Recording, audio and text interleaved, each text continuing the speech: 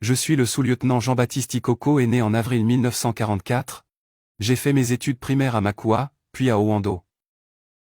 Mes études secondaires au collège Champagnat puis au séminaire de Makua. Entre 1963 à 1965, je séjourne aux États-Unis. Ma formation terminée. Je rentre au pays comme professeur d'anglais. J'intègre la défense civile. Puis l'armée. Je serai l'un des principaux acteurs des événements de février 1972. J'étais un homme du peuple, je croyais à la nation et non à l'ethnie. Très intelligent, élégant et homme de principe, soldat du peuple, j'ai combattu le tribalisme jusqu'à mon dernier souffle aux côtés du M22, un mouvement révolutionnaire, qui tire son nom du putsch manqué le 22 février 1972, contre l'oligarchie bureaucratique militaire et tribale au pouvoir au Congo-Brazzaville communément appelée sous le nom de Obumitri.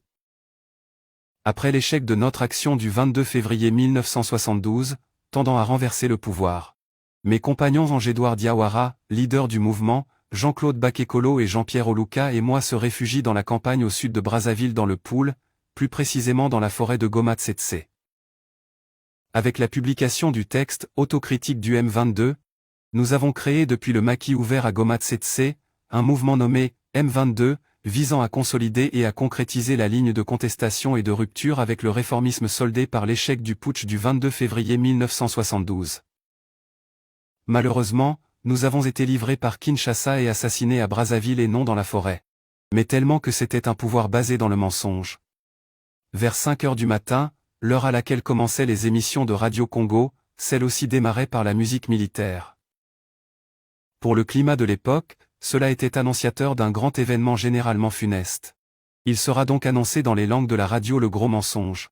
Selon des animateurs, Ange Diawara et ses compagnons étaient tombés dans un traquenard tendu par les vaillants combattants de l'armée populaire nationale. Ils avaient tous été abattus lors de leur fuite. L'histoire a fini par révéler pendant la conférence nationale souveraine que c'est plutôt dans les environs de Brazzaville que l'assassinat aura lieu et non à Maïtoukou. Avant de commencer le massacre, moi et d'autres officiers et militaires d'un certain axe du pays seront invités à fuir. Mais j'ai décliné cette offre et ainsi je serai assassiné sur instruction de Moussi Posso, alors que les directives imposaient son retrait. J'ai combattu et dénoncé le tribalisme avec mon sang, car le pouvoir étant entre les mains de mon ethnie, ces derniers ont tout fait pour me dissuader de m'échapper et abandonner Diawara, Bakekolo et d'autres camarades d'un certain axe avec lesquels je luttais, braves officiers et hommes de conviction. Et sans oublier le sergent Jean-Pierre Oluka, on a préféré mourir main dans la main avec Diawara et nos compagnons.